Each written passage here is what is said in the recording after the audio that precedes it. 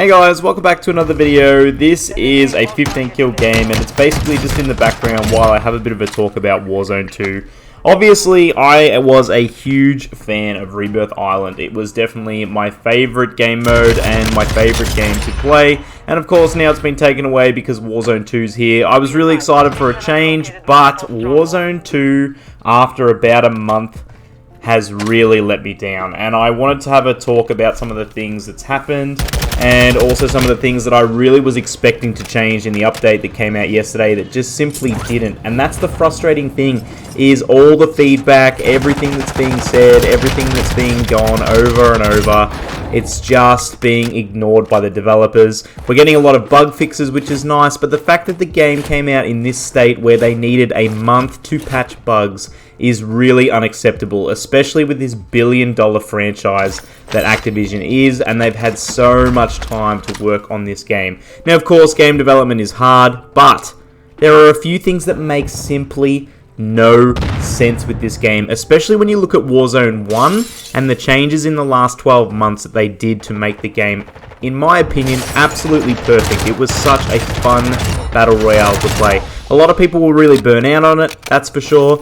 However, the game was fundamentally excellent. Everything really worked well together. All the weapons were fantastic. The movement was great. The map, Caldera, let the game down. And if it had have released with this map, I think if Al Mazrah came out on the Warzone 1 engine, it would be huge. I feel like this game would be so popular. And some of the things that I really want changed, and I can't believe they haven't changed so far, is some of the things with the movement. I just simply don't understand why we should not be able to run and plate. And I know this is an active decision. The developers have talked about this as a choice. This is how they want the game to be. And they've removed things like bashing through doorways while plating, being able to reposition while plating. It just means that if you get shot, there is a really, really high chance that you're dead. There's just simply nothing you can do with the time to kill in this game. And that's something else that I wanted to talk about. The time to kill is ridiculous. I feel like most of my deaths in this game are not because I've been shot by a better player. It's because another player has seen me first. And that is really frustrating. It shouldn't be a game of hide and seek. It encourages camping. It encourages really passive play. No one moves around because you can just get absolutely lasered in this game from someone sitting in the corner. A little Jimmy and Timmy who's found an SMG or a Fennec or something like that. And they just absolutely blitz through you. And that's it. There's nothing you can do. Whereas Warzone 1, you're able to turn around, fight back, reposition, move around and plate. There were so many different options. Slide cancel out of the way, bunny hop to shoot back, whatever it might have been. And that's just missing from this game. I feel like there's no gunfights. It literally is just who sees who. If you see the person first, you are going to win 90% of those fights. And that's really frustrating because you want to be using your good guns to actually do this. And the loadout changes, while very interesting with the strongholds, and I like the move that they did in the recent update to allow more strongholds on the map, the loadout system is just really frustrating once again. Not being able to buy a loadout in the buy station, it just means the early game, there's no point to it. People are just running around, and this is what people were so frustrated with in Caldera. There was no loadouts early game, so you're forced to use the ground loot guns. All the time and effort you put into getting those shiny new camos to show off, or build out your favorite loadout, use the site you want to use, whatever it may be, you just can't do it. And that's frustrating, and people have said that they're just not bothering with loadouts anymore. And that is what makes Call of Duty Warzone so interesting compared to other BRs. Speaking of loadouts, the perks, not being able to edit perks, is just a mind-boggling decision. I don't understand why you can't put your own perks onto your own loadouts, be able to choose, customize. Again, that's what makes Warzone so interesting, being able to customize. You've got a different advantage to someone else because you've got different perks. There's just so many different things that really make the game confusing to me. And because perks are not as prevalent, you would think, oh, UAVs, it would make the game really fast-paced. Well, again, a lot of people have been talking about the UAV system. You buy a UAV, that's it, it's just gone from the buy station.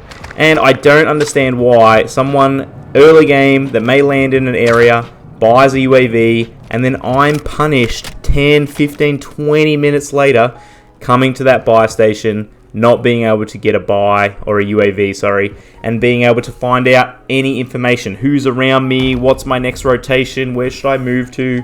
Whatever it might be. I'm just punished because someone bought a UAV so much earlier in the game. It did seem like the exploit where you could buy plates or decoys or whatever it was for really cheap to replenish the buy station.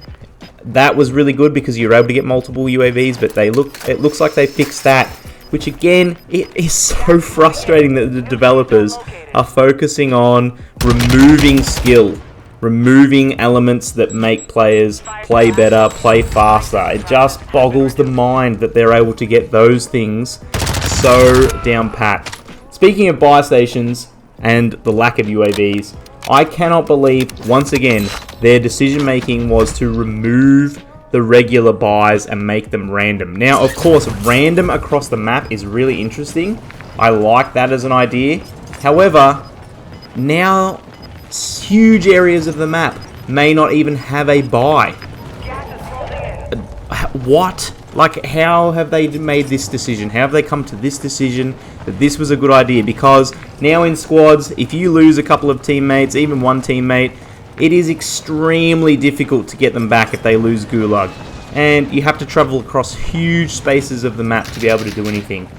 I just don't understand. There was a video Iceman Isaac put out today where he showed a full quarter of the map, and about 2/3 of the zone had one buy station in it. And once again, that's promoting the slow mid-game. People are going to go to that buy station, they're going to sit there, and they're going to wait for people to come across. They're not going to move, they're not going to make that choice to risk, getting away from the buy. And that makes regain so hard, especially when loadouts, there's 5 or 6 of them, they all spawn in a line in the middle of the map somewhere random. It doesn't make any sense.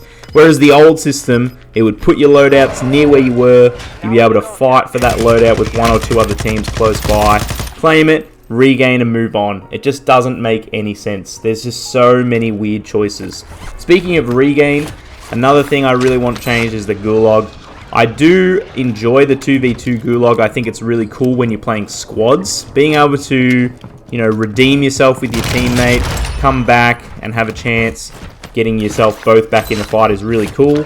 But in solos, it does not make any sense that I've got to rely on some other random dude to do something, because they're not going to. They just simply aren't going to do the job that you can. And losing a fight because of someone else is really annoying.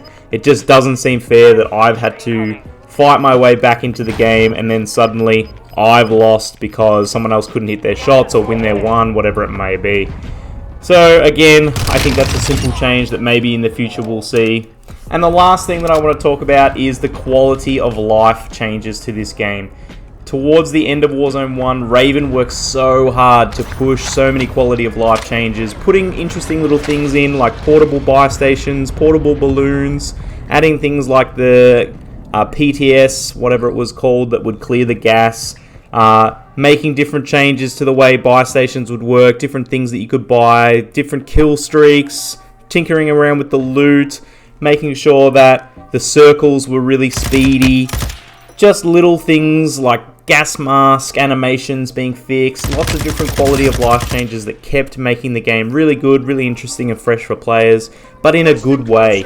And all of this is just gone from this game. There are no updates like this, and that is really frustrating that they couldn't have looked, okay, what's making Warzone 1 really interesting? Let's make sure we've got these features in the game. And it's the same with the UI of the game. It's so frustrating trying to navigate some of these menus. It just makes no sense how you could go from something so clean, snappy and fresh into something that is so tedious to use. It's really frustrating.